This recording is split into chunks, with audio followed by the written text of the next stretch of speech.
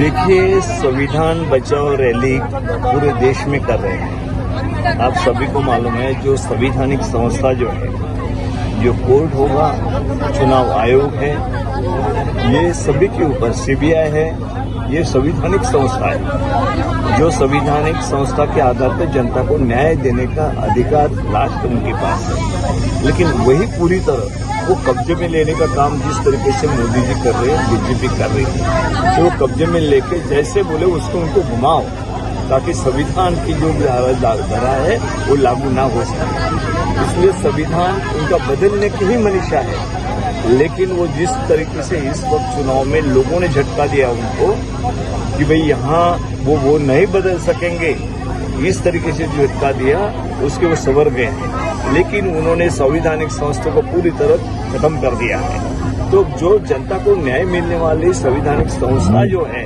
संविधान के तहत निर्माण होने वाली, तो उसको अगर खत्म कर दे तो संविधान को वहां बदलने की उनकी मंशा है, ये स्पष्ट हो चुका है। अब पूरे देश की जनता ये चाहती है कि संविधान हमारे लिए है। जो हमारे आदिवासी भाई होंगे, एससी भाई होंगे, ओबीसी होंगे, बाकी माइनॉरिटी या सभी जितने भी पूरे हिंदुस्तान में लोग हैं, तो गरीब आदमी के लिए मदद मिलने का एक बहुत बड़ा जरिया है जो इंडिया में संविधान के तहत सबके पास है। तो इसको बदलने का मतलब ये है कि हक छीन लेना। जिस तरीके से अब प्रफुल्ल पटेल हक छीन ले रहे हैं गरीबों का, अपनी मनमानी कर रहे हैं, उनको दिखाई देगा कि आगे क्या होता है वो। लेकिन जो मनमानी वो कर रहे हैं तो वो क्या है, हिटलर सही है कि मैं करता हूं वही करना, ये करना पड़ेगा। सिर्फ यहाँ पे कोई अधिकारी करके वहां बैठा है उसका ही चलेगा, जनता की नहीं सुनी जाएगी। ये अभी इसीलिए इसको मुकाबला करने के लिए एक मजबूत अध्यक्ष की हमें जरूरत थी, जो यहाँ पे प्रभु टोकिया जी लगातार लोगों के कोई क्वेश्चंस लेकर लगातार वहां पे आंदोलन करते रहे। ऐसे व्यक्ति के साथ यहाँ पे पूरी कांग्रेस खड़ी है, पूरे देश की कांग्रेस खड़ी है, और उनको जिम्मेदारी दी हुई है हमने कि उन्होंने आगे बढ़ना चाहिए। जो गरीबों की समस्या है, जो समाज की समस्या है, उनके पीछे उन्होंने खड़ा होकर वो छुड़ाने की कोशिश करना चाहिए। और बहुत ही दमदार मजबूत एक नेतृत्व कांग्रेस पार्टी को यहाँ पे दादरा नगर हवेली में मिला है राज्य के अध्यक्ष को। प्रभु भाई, आज वो जिम्मेदारी आपको आधिकारिक रूप से घोषणा हो चुकी है और दादरा नगर हवेली के अध्यक्ष बन चुके हैं। कितनी बड़ी जिम्मेदारी मानते हो, किस तरह से चुनौती ऑल इंडिया कांग्रेस कमेटी द्वारा जो मुझे जिम्मेदारी दी गई है, और जो मेरे सामने जो भी वर्तमान समय में जो प्रदेश की जो परिस्थितियां हैं और जो चुनौती है, बिल्कुल जो आलाकमान ने मेरे ऊपर जो विश्वास जताया है, उस विश्वास के ऊपर मैं खरा उतरूंगा। और इससे मैंने आगे भी कहा कि ये प्रदेश, ये देश संविधान और कानून से चलेगा, अधिकारियों की तानाशाही और मनमानी से चलेगा। और हम आने वाले समय में एज अ विपक्ष की जिम्मेदारी क्या होती है, वो तमाम जिम्मेदारी हम और यहाँ के जो प्रदेश के आदिवासी समाज हो, SC, ST, OBC, माइनॉरिटी, शोषित, वंचित, गरीब, प्रत्येक वर्ग, जो कांग्रेस पार्टी पूरे समाज को लेकर चलने वाली पार्टी है, सबके जो प्रश्न है, जिनको जो समस्या है, उस समस्या को निराकरण करने के लिए हम तमाम प्रयास करेंगे। और जो संविधान में जो दायरे की बात है, आज की रैली के लिए भी हमें कल तक इसकी परमिशन नहीं दी गई थी। 3 बजे मुझे मैसेज आया कि आपका परमिशन लेटर हमने भेज दिया है। मैंने हाँ भी नहीं बोला, ना भी नहीं बोला। तो इस तरह जो इनका जो रवैया है, और कहीं न कहीं प्रत्यक्ष अप्रत्यक्ष प्रशासन भी यहाँ पर एक बीजेपी के एजेंट बनकर जो कार्य कर रहे हैं। तो आपके चैनल के माध्यम से हम कहना चाहते हैं, अगर प्रशासनिक अधिकारी छोड़कर बीजेपी गले पट्टे पहनकर हमारे सामने आ जाओ और हम आमने सामने हो जाते हैं। ऐसा तो इस तरह जो चल रहा है प्रदेश में, बिल्कुल हम लोग अब एक विपक्ष क्या होता है इनको एहसास कराएंगे। डॉक्टर साहब, आप भी आए हैं और आप जो है राष्ट्रीय अध्यक्ष हैं आदिवासी सेल के, क्या कितना कमी देखते हैं आदिवासियों के साथ, क्या आप मानते हैं कि कितना उनके साथ अन्याय होगा? देखिए, आज अगर किसी वर्ग के साथ सबसे ज्यादा अन्याय पूरे देश में हो रहा है तो आदिवासियों के साथ हो रहा है। उनकी जंगलें छीनी जा रही हैं, उनकी जमीनें छीनी जा रही हैं, उनको जेलों में बंद करा जा रहा है। ऐसा कोई भी राज्य नहीं है जहाँ खदान हो और आदिवासियों पर अत्याचार ना हो। और सबसे बड़े उनके अधिकार छीने जा रहे हैं। चाहे हम पैसा कानून की बात कर लें, हम 5वीं अनुसूची की बात कर लें, आज तक दादर नागर हवेली में ये लागू नहीं हो पाई है। ये शर्मनाक है। अगर दादर नागर हवेली देश का हिस्सा है तो 5वीं अनुसूची यहाँ लागू होना चाहिए। ये हमारा अधिकार है, आदिवासियों का अधिकार है, जिनमें उनको अधिकार अगर हम नहीं देंगे तो संविधान का मतलब क्या रह जाएगा। और आज जो सबसे बड़ी चोट हो रही है संविधान पर हो रही है। और आज बोलने का अधिकार नहीं है। आप देखिए कि किसी बड़े बड़े उद्योगपतियों का घर कभी टूटते हुए आपने देखा है क्या? गरीब का घर जरूर टूटेगा। बड़े बड़े उद्योगपतियों को जेल में जाते देखा है क्या? गरीब पर जेल में जरूर जाएगा। आंसू हमेशा गरीबी क्यों बहाएगा, आदिवासी क्यों बहाएगा? और इसलिए जब ये जवाबदारी राहुल गांधी जी ने, खड़गे जी ने, केसी वेणुगोपाल जी ने दी है, तो सबसे पहले हमारी जवाबदारी थी कि हर पूरे देश में घूम घूम कर कहाँ हो रहा है, क्या समस्या हो रही है, क्या दिक्कत हो रही है। और मैं आपको विश्वास दिलाता हूं कि ये शुरुआत है, और जब यहाँ पर एक जबरदस्त आंदोलन खड़ा हम करेंगे, राहुल गांधी जी भी आएंगे, हमारा साथ देंगे पूरी ताकत से। वो हर वर्ग के साथ खड़े हुए हैं, चाहे वो दलित हो, आदिवासी हो, पिछड़ा हो, गरीब सामान्य वर्ग हो, और हम लोग सबकी लड़ाई लगातार लड़ने का हमने ये जो बिगुल फूंक दिया है, अब हम रुकने वाले नहीं हैं।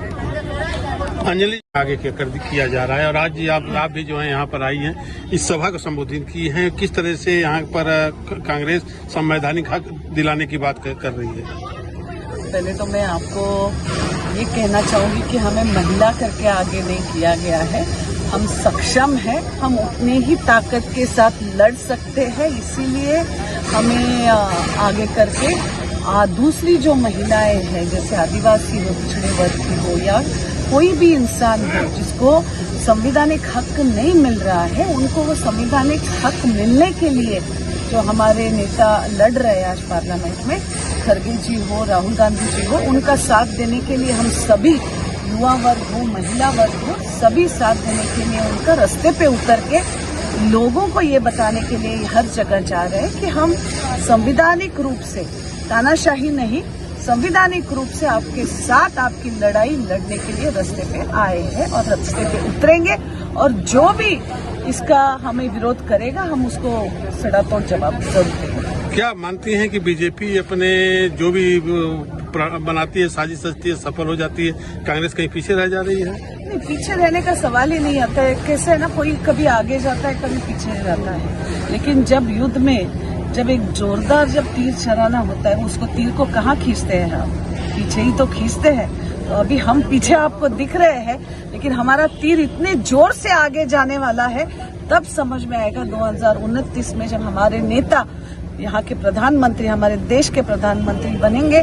पूरे देश को नहीं, पूरे जगत को, पूरे जहां को पता चलेगा भारत क्या है। बहुत बहुत धन्यवाद हैं, और लोगों के अंदर एक नया जोश जगाए हैं पार्टी के प्रति, समाज के प्रति, क्या कहेंगे आप? देखिए, दादरा नगर हवेली हम लोगों के लिए नया नहीं है। इससे पहले हम संवैधानिक अधिकार बचाओ यात्रा लेके आ चुके हैं, आदिवासी सांस्कृतिक एकता यात्रा लेके आ चुके हैं। प्रभु भाई टोकिया जी हमारे आंदोलन के साथी हैं, और इनको आंदोलन के साथी को कांग्रेस पार्टी ने सम्मान दिया है।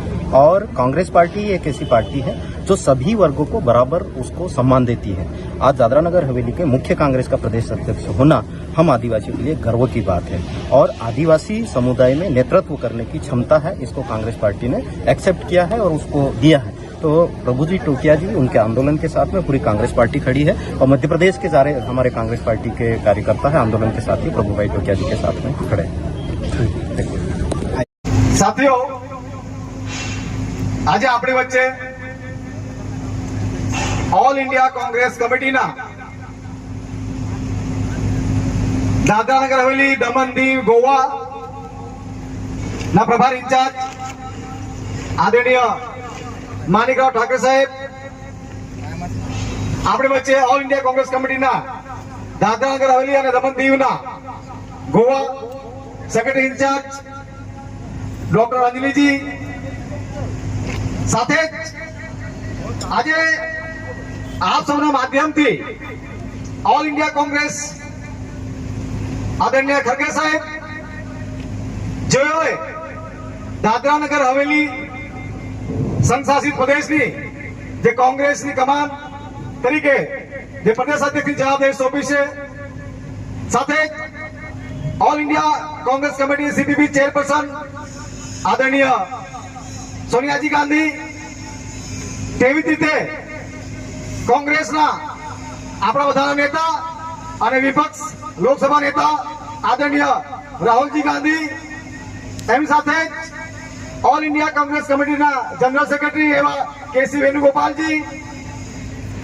પ્રિયંકા ગાંધીજી, તેમજ આપણા સેલવાસના દાદરાનગર હવેલીના જે એના દીકરી છે એવા નેતા ડિસોજાજી તેમજ ઓલ ઇન્ડિયા કોંગ્રેસ કમિટીના તમામ વરિષ્ઠ સાથીઓએ મળીને મને આ દાદરાનગર હવેલીની જે કમાન સોંપી છે એના માટે તહે દિલથી ખૂબ ખૂબ આભાર અભિવ્યક્ત કરું છું. જિંદાબાદ જિંદાબાદ. વરસાદ એ પાણી એ વારો એ ઝાડ પડા તूफान ये काई भी है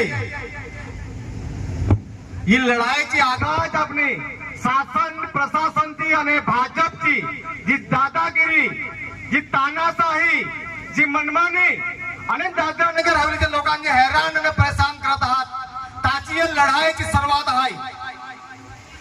આજથી અસડી મેસેજ જાય એટલે જુવાનિયાઓ ભાઈઓ વડીલાઓ પાણી એ કાઈ भी है कसा की ये लोक आपल्याला घर तोडी सजात करणी आहे એટલે બસુરા શાંતિથી બીજોન કાઈ भी હોય જે અગર આપણે જે પાકિસ્તાન ની લડાઈ હોય તો આપણા સેના કાય કરાઈ પાણી એ તો કોઈ ગઈ આવાજ પાણી એ કોઈ ના કોઈ ને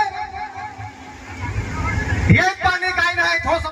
हमारे दादरा नगर हवेली के अध्यक्ष श्री पवू टोकिया जी का पहले तो आप सब तहे दिल से और एआईसीसी की तरफ से जोरदार तालियों से स्वागत कीजिए क्योंकि उनके नेतृत्व में आज पहली बार ये सभा हो रही है और इतना बढ़िया अरेंजमेंट हुआ है कि भगवान को भी लगा कि ऐसे नौजवान युवा आदिवासी आवाज को मेरा आशीर्वाद मिलना चाहिए और वो आशीर्वाद देने के लिए खुद मल्हार राग गाने वाला बारिश भी बरसाया है. तो इसीलिए आज आपका बहुत बड़ा सम्मान कांग्रेस की तरफ से हो रहा है और भगवान जी ने भी बहुत बड़ा स्वागत और अध्यक्ष स्थान का इतनी बड़ी जिम्मेदारी आज से आप पे है वो एक थोड़ा सा निर्देश आया भी है. और इसी सभा को संबोधित करने के लिए हमारे एआईसीसी के जो इंचार्ज है गोवा दादरा नगर हवेली और दमन दीव के श्री माणिकराव ठाकरे जी, उपस्थित हमारे आदिवासी सेल के राष्ट्रीय अध्यक्ष और चौबा के एमएलए विक्रांत भाई जी, यहाँ के अभी भी जिन्होंने बहुत जोरदार भाषण दिया एमपी से हमारे कत्थे पोरलाल खरते जी, मतलब एक सरकारी अधिकारी होके जिस तरह से परेशान होके उन्होंने अपनी सरकारी जिम्मेदारियों को त्याग पत्र देके आपके लिए अपना जीवन समर्पित किया है, इसके लिए आपको भी बहुत बहुत हमारी तरफ से स्वागत. અને હરેક સમયે જથે પણ જરૂર પડી તથે પ્રભુ હાજર રહે.